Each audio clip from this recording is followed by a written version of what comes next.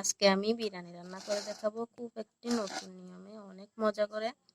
তো বন্ধুরা, আসসালামু আলাইকুম, কেমন আছেন সবাই? তার জন্য আমি এখানে মুরগির মাংস প্রথমে ভেজে তারপর কেটে নিয়েছি ছোট ছোট করে। তো দেখুন, কেটে নিয়েছি। এখানে 1.5 কেজি পরিমাণে মুরগির মাংস আছে। পেঁয়াজ কুচি আর মরিচ কুচি, তেজপাতাগুলো নিয়ে নিয়েছি। আর এখানে নিয়েছি রসুন আর পেঁয়াজ বাটা আর মরিচ বাটা, কাঁচামরিচ।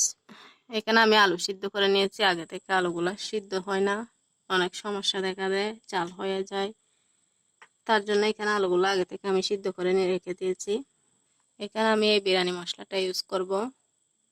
তো এটা দোকান থেকে কিনে আনা, সব দোকানে পাওয়া যায় সচরাচর রাঁধুনি বিরিয়ানি মশলা। এখানে আমি একটি বড় থেকে ডেকচি বসিয়ে দিয়েছি। ডেকচির মধ্যে আমি এখন পরিমাণ মতো তেল দিয়ে দিব। তো আমি তেল দিয়ে দিলাম। এখন আমি এখানে কিছু এক্সট্রা মশলা ইউজ করব, সেগুলা দিয়ে দিব। এখানে দিয়ে দিব মরিচের গুঁড়া, আর দিয়ে দিব সামান্য পরিমাণে হলুদের গুঁড়া, দিয়ে দিব অল্প একটু জিরা গুঁড়া, ধনিয়ার গুঁড়া। তো বন্ধুরা, এইভাবে ঠান্ডা ঠান্ডা দিনে এইভাবে বিরিয়ানি রান্না করে খেলে অনেক কিন্তু মজা হয়। বাসায় সবাই আমার এই নিয়মে ট্রাই করে দেখবেন, এটা কিন্তু আসলেই খুব মজা। তেজপাতা, মরিচ, পেঁয়াজগুলো তেলের মধ্যে দিয়ে দিব।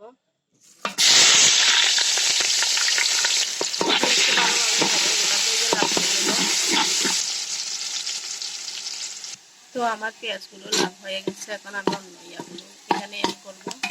রসুন বাটা, আদা বাটা সবগুলো একসাথে এখানে দিয়ে দেবো।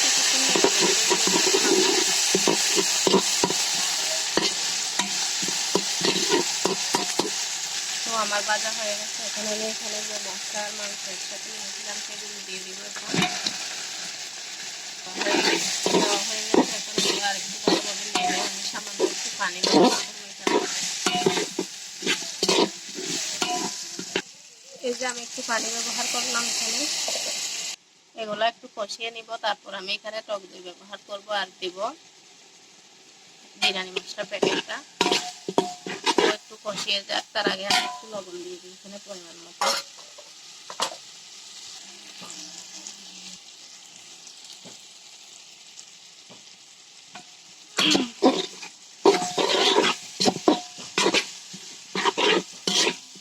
এখানে আমি টক দই বানিয়ে নিয়েছি। এখন আমি সেগুলা দিব। দিয়ে দিলাম টক দই। এখন এখানে সিদ্ধ করে রাখা আলুগুলা দিয়ে দিব। এখন আমি একটু ভালোভাবে নেড়ে ছেড়ে দিব এটা।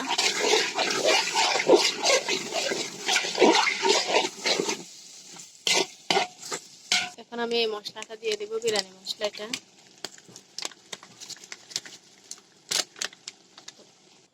এখানে আমি চাউলগুলো এখন দিয়ে দিচ্ছি। এই যে চাউল দিয়ে দিচ্ছি। এখন এটা আমি ভালো করে আরেকটু কষিয়ে নেড়ে ছেড়ে এখানে পানি ব্যবহার করব। এখানে এখন আমি পরিমাণ মতো পানি ব্যবহার করব। এখানে আমি এখন পানি দিয়ে দিচ্ছি পরিমাণ মতো। এখন এটা ভালোভাবে নেড়ে ছেড়ে ঢাকনি দিয়ে ডেকে ভালোভাবে সিদ্ধ করে নেব। এখন আমি ঢাকনি দিয়ে ডেকে বেশ কিছুক্ষণ সিদ্ধ করে নেব। গরম হয়ে আসছে পর্যায়ে আমি আর একটু নেড়ে দেবো, যাতে নিচে লেগে না যায়। তার জন্য একটু ঘন ঘন নেড়ে দিতে হবে। আমার বিরিয়ানি ফুটতে দিয়ে দিচ্ছি আমি। এখন হালকা একটু চাল চাল আছে, এগুলো হয়ে গেলে আমার বিরিয়ানি হয়ে যাবে। তো মেয়েদের সংসারে নানান রকমের কাজ থাকে, তাই এর মাঝেও নানান রকমের রান্না করে খাওয়াইতে হয় পরিবারের সবাইকে। তো এর মাঝে বৃষ্টি, ঠান্ডা ঠান্ডা আবহাওয়া, খুবই সুন্দর। তার জন্য আমি আজকে বিরিয়ানি রান্না করলাম। তো আমার বিরিয়ানি হয়ে গেছে এখন। তো সবাই আমার জন্য দোয়া করবেন, অনেক ভালো থাকবেন, সুস্থ থাকবেন, আর আমার পেজটা ফলো করে দিবেন। এইভাবে বাসায় সবাই ট্রাই করে দেখবেন। এরকম ঠান্ডা ঠান্ডা দিন হলে তো আর কোনো কথাই নেই, সবাই অনেক বেশি পছন্দ করবে, অনেক মজা করে খাবে। তো আমার এই নিয়মে সবাই রান্না করে দেখবেন কেমন লাগে। এটা কিন্তু খুবই মজা, তার জন্য আপনাদের সাথে শেয়ার করলাম। ভালো থাকবেন, সুস্থ থাকবেন, আল্লাহ হাফেজ।